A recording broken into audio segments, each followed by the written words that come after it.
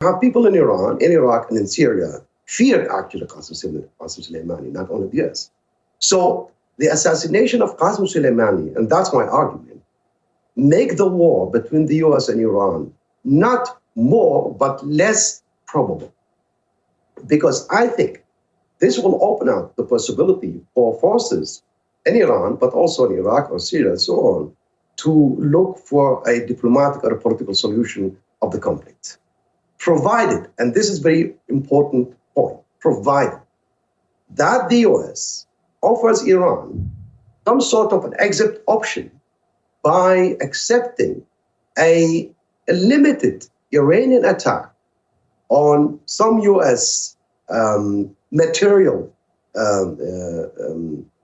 targets, creating some damage, not to American soldiers and so on, but just physical or material damage.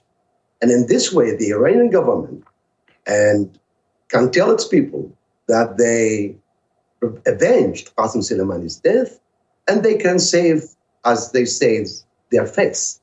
And then this could open up a new space for negotiation between Iran and the United States.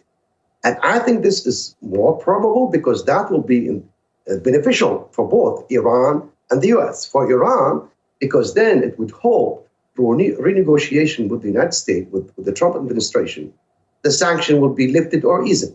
And for the Trump administration, it can sell this during the election year as a success by, dragging the Iranian to renegotiate the nuclear deal according to Trump's terms. That would be the political diplomatic exit option, and that would make the war less probable. Now, there's one variable. That is, if cooler heads prevail, of course. And that's my gut, what it's telling me, that will prevail.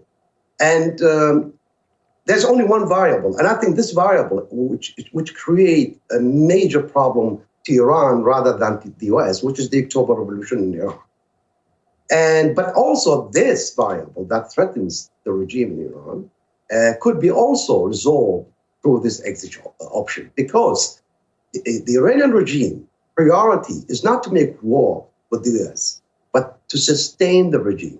So a war with the US would be, political suicide. I don't think they will go into a war with the US. So their priority is to sustain the regime. But there's a problem. There's an economic crisis due to the sanction, and that creates a lot of tensions and conflict and protests in Iran that threaten the regime. So the exit option and renegotiation and easing the economic sanction will give the regime a breath to tell the people things will get better and make protest and maybe conflict less probable. And this way, the fear of spilling over of the October Revolution in Iraq to Iran will be less likely. And I think the major threat, as I said, to Iran is the October Revolution in Iraq, and not so much the United States. All right, Professor Saba Al-Nasri of York University, thanks so much for providing us with your insight. And, we'll definitely come back to you as the story continues to unfold.